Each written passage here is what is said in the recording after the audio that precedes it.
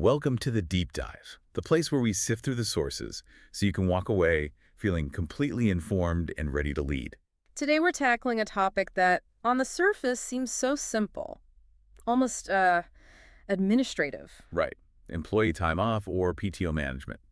But it can be this hidden lever, It can either accelerate your company culture or just completely derail your operations. It's such a classic example of that. It's a simple process that when you mismanage it, you get these cascading failures all across the organization. Yeah. I mean, most companies handle time off, but very few handle it strategically. And our sources are really clear on this. Treating vacation as just a checkbox is a recipe for, well, business continuity nightmares. And a really damaged company culture. Severely damaged. Absolutely.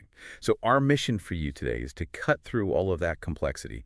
We've pulled the key data, the best practices to give you a blueprint. The 3 essential tips. Exactly. The 3 tips that will shortcut your journey from just dealing with leave requests to becoming a time off management superstar. And let's start with the hard numbers, because if this feels like a topic you should just delegate way down the chain, you really need to understand the true cost of getting it wrong. Okay, let's unpack that because we're talking about this needing executive level attention. Why does cracking vacation deserve time on the leadership agenda? I mean, isn't the simplest thing just to, manage it reactively? Oh, reactive management is precisely where the financial bleeding starts. The sources point to 3 core areas where things go really wrong. Okay. First, and it's probably the most immediate, is talent attraction and retention. In today's market, the modern workforce, they value things like paid vacation just as much as their salary. So if you're constantly saying no to requests, and I've seen this, you only seem to approve time off for certain people. Yes. You're not just creating friction. You're basically sending a signal to top talent that your company is a difficult place to work. You're telling them to leave. Poor handling of leave is a surefire way to alienate your top performers. And then you start thinking about the cost to replace them. Recruitment fees, onboarding time, lost productivity. That's just spirals. Those numbers completely dwarf the perceived inconvenience of managing a proper time-off system. That makes perfect sense from a talent perspective. Yeah. But what about performance? I mean, does vacation actually make the company money?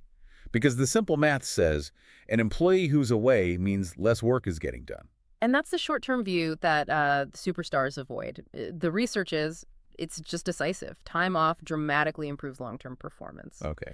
When your team is well-rested, refreshed, happy, they come back and show heightened productivity, more creativity, better problem-solving skills. So they get more done in 4 days than an exhausted employee might do in 5. That's it, exactly. It really sounds like it's the ultimate preventative medicine for burnout. Because burnout isn't just a few bad days, right? It's chronic absenteeism, it's mental health issues. And ultimately, it's people quitting. Exciting. It is. And that's really the third strategic factor here. Operational health and, let's not forget, legal compliance. Right. Effective time-off management is critical for a healthy workforce because it tackles burnout, but it also gives you the documentation you need to prove you're meeting labor laws on paid leave, sick time, all of it. And if you mismanage accruals or don't document things properly, you could be looking at serious fines or even lawsuits. Big ones. Okay, so time off isn't just a perk to tolerate. It is a strategic investment in talent, in productivity, and in mitigating risk. That's the foundational why. Which brings us right to the how. Our first key recommendation to become that management superstar is this: prioritize employee time off. And what does that mean in practice? It goes beyond just having a policy. It means you treat time off as a requirement, not an option. You're actually tracking hours and leave balances to make sure people are taking enough time off to recharge. This is where it gets really interesting. You're saying leaders have to actively encourage rest, maybe even force it. In a way, yes. So how do world-class companies actually do this? Well, we have 2 fantastic examples. The first one is Moz. They give 3 weeks of paid vacation a year, which is already pretty good. Better than average, for sure. But then they add a clear financial incentive. They give employees $3,000 to spend on their vacation. $3,000? Yeah. Just to go away? Yep. Airfare, hotels, whatever. Wow. From an executive perspective, how do you even begin to justify that cost? That sounds like a huge expense. You have to view that $3,000 as a talent retention expense, not a frivolous perk. What does it cost to hire and train a replacement for a key employee? Tens of thousands, easily. So by investing $3,000 in mandatory rest, Moz dramatically lowers its recruitment costs. It increases loyalty. It's a powerful statement that says, we value your life outside this office. And that leads to higher satisfaction rates. You're trading a short-term expense for long-term stability and avoiding that financial drag of constant turnover. Precisely. Okay, so that's one approach. What's the second? The second example is Spotify, and they approach it through sheer flexibility. The music streaming company. That's them. They let employees switch out traditional company holidays for other days of their own choosing. So wait, if my family doesn't celebrate Christmas, for example, I could work that day. And take a personal floating day off in July instead. That's huge. It is. It lets the employee define what meaningful rest looks like for them, which is critical for a diverse workforce. But that level of flexibility, it requires very sophisticated management. Of course. You have to track who is off when, deal with international holidays. Yeah. It's complex. Highly complex. And we should clarify, this isn't just about vacation, right? This prioritization has to cover all kinds of leave. Oh, absolutely. Parental leave, military leave, jury duty, bereavement. These are the moments where your company's culture is truly tested. So if we agree that prioritization is the core philosophy, the next question has to be, how do we stop all this generosity from turning into, total chaos? Anarchy, yes. And that brings us right to our second tip. Set clear rules and boundaries. Employees have to understand the policies from day one. So what are the non-negotiable guidelines for setting clear policies? Well, clarity just prevents disappointment, it prevents confusion, and it prevents legal trouble. The first guideline is all about the time off allowance. Being specific. Extremely specific. How much time do you get? Is it paid or unpaid? How do you accrue it? Does it reset every year or does it roll over? How does overtime factor in? All of it. I really like the contrast in the source material here. It says, giving your workers 2 weeks off every year is not a clear policy. It's totally inadequate. A clear policy is you get 2 weeks of paid time off, accrued at 4 hours per pay period. You can use it any time except the first 2 weeks of March, our peak season, and no carryover is permitted. See, that sets concrete expectations. It defines the boundaries, and, importantly, it includes the business why. Right. And this is also where you make sure your policies on unplanned time off, sick leave, are totally compliant with local labor laws. Which makes the policy enforceable. Okay, so that's allowance. Yeah. What about the process itself for requesting the time? That's the second guideline, the request process. Employees need one single, standard, consistent way to submit requests. One way. Whether it's a digital form, an app, whatever. You choose a system, and then you commit to it. The key is adherence. If you start making exceptions for certain people, the whole system just loses credibility. Consistency creates fairness, and that's the bedrock of a good culture. Okay, and the third guideline, deadlines. Deadlines. This one is critical for staffing. You have to implement a deadline. To prevent that dreaded last-minute email. Exactly. The source gives that vivid example, of an employee emailing HR the day before they leave for a 2-week trip to the Mediterranean. I've heard horror stories. The email from the airport lounge saying, oh, I forgot to hit send on this request a few weeks ago. Right, and that sudden gap creates stress, emergency restaffing. It's a mess. So you enforce a policy, at least 2 weeks notice for time off, unless it's a true emergency.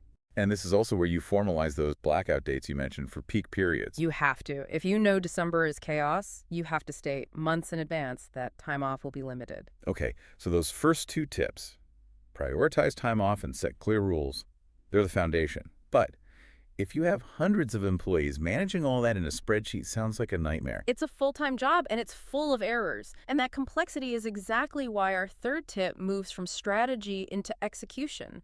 Automation isn't just a benefit anymore, it's essential. And this is where tip 3 comes in. Use the right time-off management tool. We've seen some of these systems like the time-off tracking in HR Cloud, and they instantly transform this administrative burden. They turn it into an efficient, scalable, self-service function.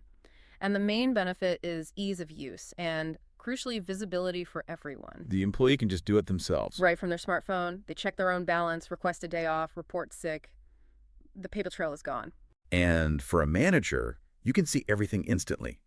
Who's in, who's out, who has leave left to take. Yeah. It's all in these simple visual reports. You can plan shifts proactively instead of just reacting to fires. And if we connect this tool back to the bigger picture, it's vital to see it as part of a broader HR software ecosystem.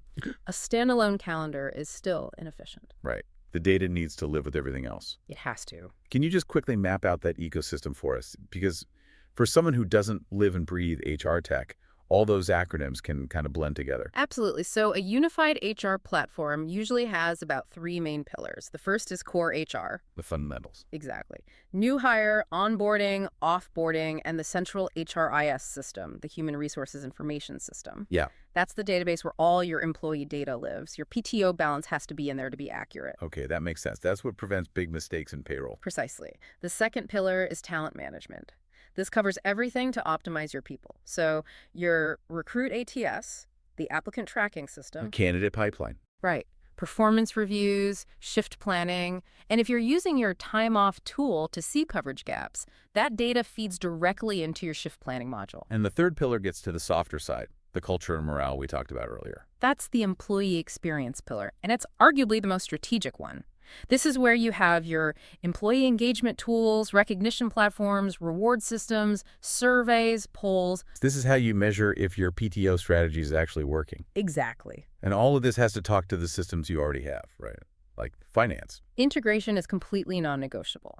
The system must talk seamlessly with your payroll vendors, ADP, UKG, Workday, SAP, you name it. So when an employee requests time off in the app, payroll knows automatically. And calculates their check correctly without any manual work. It eliminates so much human error. What about daily communication tools? Yes, for adoption to work, you need integrations with Office 365, Slack, Microsoft Teams. It just means employees can access it easily and managers get instant notifications.